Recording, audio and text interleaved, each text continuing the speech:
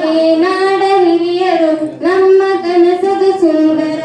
ಈ ಸುಂದರ ವೇದಿಕೆಯಲ್ಲಿ ಉಪಸ್ಥಿತರಾಗಿರುವ ಅಧ್ಯಕ್ಷರೇ, ಅತಿಥಿಗಳೇ, ಶಿಕ್ಷಕರೇ, ಪಾಲಕರೇ, ಮುಖ್ಯೋಪಾಧ್ಯಾಯರೇ ಹಾಗೂ ನನ್ನೆಲ್ಲ ಸಹಪಾಠಿಗಳು, ಎಲ್ಲರಿಗೂ ಮಕ್ಕಳ ದಿನಾಚರಣೆಯ ಹಾರ್ದಿಕ ಶುಭಾಶಯಗಳು. ಪ್ರತಿ ವರ್ಷದಂತೆ ಈ ವರ್ಷವೂ ಸಹ ನವೆಂಬರ್ 14ರಂದು ನಾವು ಮಕ್ಕಳ ದಿನಾಚರಣೆಯನ್ನು ಆಚರಿಸುತ್ತಿದ್ದೇವೆ. ನಮ್ಮ ದೇಶದ ಮೊದಲ ಪ್ರಧಾನಮಂತ್ರಿಗಳಾದ ಪಂಡಿತ್ ಜವಾಹರ್ಲಾಲ್ ನೆಹರು ಅವರ ಜನ್ಮದಿನವನ್ನು ಮಕ್ಕಳ ದಿನಾಚರಣೆಯನ್ನಾಗಿ ಆಚರಿಸಲಾಗುತ್ತದೆ.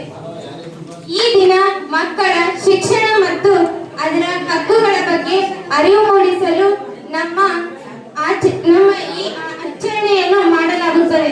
ಜವಾಹರ್ಲಾಲ್ ನೆಹರು ಅವರು 1859 ನವೆಂಬರ್ 14ರಂದು ಜನಿಸಿದರು. ನೆಹರು ಅವರ ತಂದೆ ಹೆಸರು ಮೋತಿಲಾಲ್ ನೆಹರು, ತಾಯಿ ಸ್ವರೂಪ ರಾಣಿ. ಪಂಡಿತ್ ಜವಾಹರ್ಲಾಲ್ ನೆಹರು ಅವರು ಒಬ್ಬ ಸ್ವಾತಂತ್ರ್ಯ ಹೋರಾಟಗಾರರು. ಮಹಾತ್ಮ ಗಾಂಧೀಜಿಯವರ ಮಾರ್ಗದರ್ಶನದಡಿಯಲ್ಲಿ ಭಾರತೀಯ ಸ್ವಾತಂತ್ರ್ಯ ಚಳವಳಿಯಲ್ಲಿ ಒಬ್ಬ ಶ್ರೇಷ್ಠ ನಾಯಕರಾಗಿ ಹೊರಹೊಮ್ಮಿದಂತವರು. ಭಾರತೀಯ ಮಕ್ಕಳಲ್ಲಿ ಅವರು ಚಾಚಾ ನೆಹರು ಎಂದು ಪ್ರಸಿದ್ಧರಾದವರು. ನೆಹರೂರವರು ವಿಜ್ಞಾನ ಹಾಗೂ ತತ್ವಶಾಸ್ತ್ರದಲ್ಲಿ ಆಸಕ್ತಿಯನ್ನು ಹೊಂದಿದ್ದರು. ಜೊತೆಗೆ ಇವರು ಹಿಂದೂ ಮತ್ತು ಬೌದ್ಧ ಧರ್ಮಗಳ ಅಧ್ಯಯನವನ್ನು ಮಾಡಿದರು.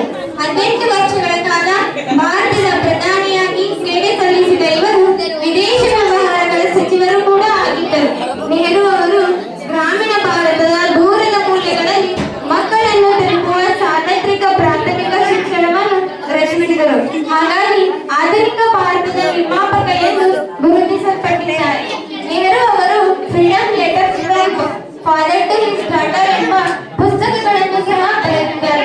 ಒಬ್ಬ ಉತ್ತಮ ವ್ಯಕ್ತಿಯಾಗಿ ಭಾರತದ ರಾಜಕೀಯ ಮೇಲೆ ಪ್ರಭಾವ ಬೀರುವುದು ಇವರಿಗೆ 1995ರಲ್ಲಿ ಭಾರತದ ಅತ್ಯುನ್ನತ ಪ್ರಶಸ್ತಿಯಾದ ಭಾರತ ರತ್ನವನ್ನು ನೀಡಿ ಗೌರವಿಸಲಾಯಿತು. ಇಂದಿನ ಮಕ್ಕಳೇ ನಾಳಿನ ಪ್ರಜೆಗಳು ಎಂದು ಹೇಳುತ್ತಾ ಅವರು ಮಕ್ಕಳ ಶಿಕ್ಷಣಕ್ಕೆ ಒತ್ತು ನೀಡುತ್ತಿದ್ದರು.